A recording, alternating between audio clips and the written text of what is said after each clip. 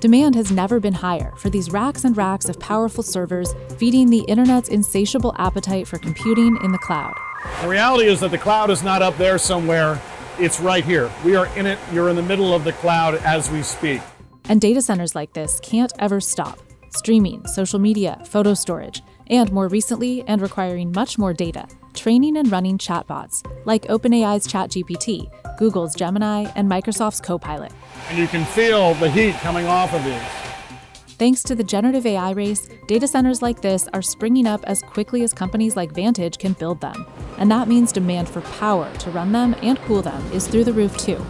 If we don't start thinking about this power problem differently now, we're never going to see the stream we have or the potential we have of this amazing technology that can truly change our lives.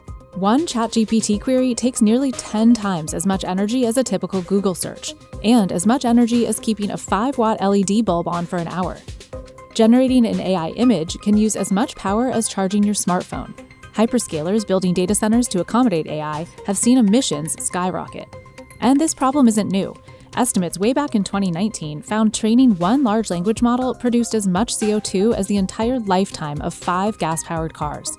And even if we can generate enough power, our aging grid is increasingly unable to handle the load. If you look at the peak demand during the summertime, if the data center don't reduce their load, there could be a blackout.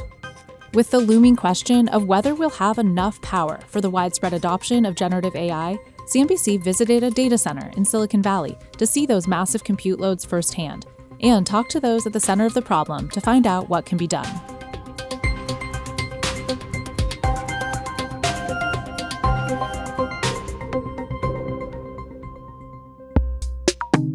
Expect that the amount of demand that we'll see from AI-specific applications will be as much or more than we've seen historically from cloud computing. The AI frenzy has data center demand rising 15 to 20% every year through 2030. And as companies like Vantage build more and more, getting enough power is key. Data centers could reach a whopping 16% of total U.S. power consumption by 2030, according to one report, up from just 2.5% before ChatGPT hit the scene in 2022. That's the equivalent of about 2/3 of the total homes in the U.S. Natural gas is expected to fuel the majority of this, and utilities will need to invest some $50 billion to support the growth. Data centers that probably around 64 megawatts for the building itself. Many of those are being taken up by single customers. They'll have the entirety of the space leased to them. And as we think about AI applications, those numbers can grow quite significantly beyond that into hundreds of megawatts. 64 megawatts, 100 megawatts, how many homes, on average with that power? Tens of thousands of homes per data center's worth of power. Many big tech companies contract with companies like Vantage to house their servers, but the needs of some have grown so much that many have been building their own data centers. For Google and Microsoft, this has directly translated to soaring emissions. Google's latest environmental report says greenhouse gas emissions rose nearly 50% from 2019 to 2023, in part because of data center energy consumption. Although it adds its data centers are 1.8 times as energy efficient as a typical data center. Microsoft's emissions rose nearly 30% from 2020 to 2024 due to data centers designed and optimized to support AI workloads. Power needs are so high that some plans to close coal-fired power plants are being put on hold, like in Kansas City, where Meta is building an AI-focused data center.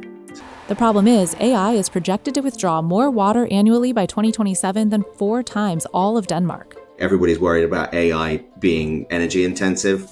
We can solve that when we get off our ass and stop being such idiots about nuclear, right? That's solvable. Water is the fundamental limiting factor to what is coming in terms of AI. I was quite shocked when I saw the number of AI computing's water needs. Xiaolei Ren's been studying data center efficiency for over a decade. His research team found that every 10 to 50 ChatGPT prompts can burn through what you'd find in a standard 16-ounce water bottle. Training takes even more power and generates even more heat, as it learns by accessing all the data constantly being added to the entire internet. Training GPT-3 in Microsoft's U.S. data centers can directly evaporate 700,000 liters of clean fresh water, with global AI demand accountable for up to 6.6 billion cubic meters of water withdrawal by 2027, more than 4 times the total annual withdrawal of all of Denmark. In drought-ridden Chile, the government partially reversed Google's permit to build a data center there, following public outcry about water usage. And it's facing similar backlash to planned data centers in Uruguay, too. There are technologies that are used in certain parts of the industry that do consume water in order to cool data centers through evaporative cooling. That tends to be very efficient from a power perspective. It tends to be very inefficient from a water use perspective. And so Vantage's design from the beginning really has been to avoid using water at all costs. Instead, Vantage uses dozens of gigantic air conditioning units on the roof. There's a combination of air handling and cooling towers at the top there, where the condenser coils allow heat that's coming up from the hot aisles that we were looking at inside the data hall, and then to be converted back into the chilled water loop and brought back down into those critical air handlers. Microsoft has halted a radical project that tried keeping its servers cool by submerging them under the ocean. Every moment of that architecture is thought of as power first. Now, ARM makes all sorts of chips, including Neoverse for data centers. And as AI takes off, ARM's power efficiency has made it increasingly popular with tech giants like Google, Microsoft, Oracle, and Amazon. I have here AWS Graviton. And AWS Graviton saves 60% power versus competitive architectures. NVIDIA's latest AI chip, unveiled in March, Grace Blackwell, uses ARM-based CPUs that it says can run Gen AI models on 25 times less power. And ARM says a data center filled with its chips can use 15% less power because of lower compute needs. If you think about the scale of data centers, 15% is almost 2 billion ChatGPT queries. Think about that. We can light 20% of American households with just that 15% savings. And companies like Apple, Samsung, and Qualcomm have been touting the benefits of doing AI on device, a huge energy savings for each query kept off the cloud, off of servers like these, perhaps giving data centers time to build more and catch up to AI's insatiable appetite for power. Everybody will build the data centers that they can, and we'll have as much AI as those data centers will support.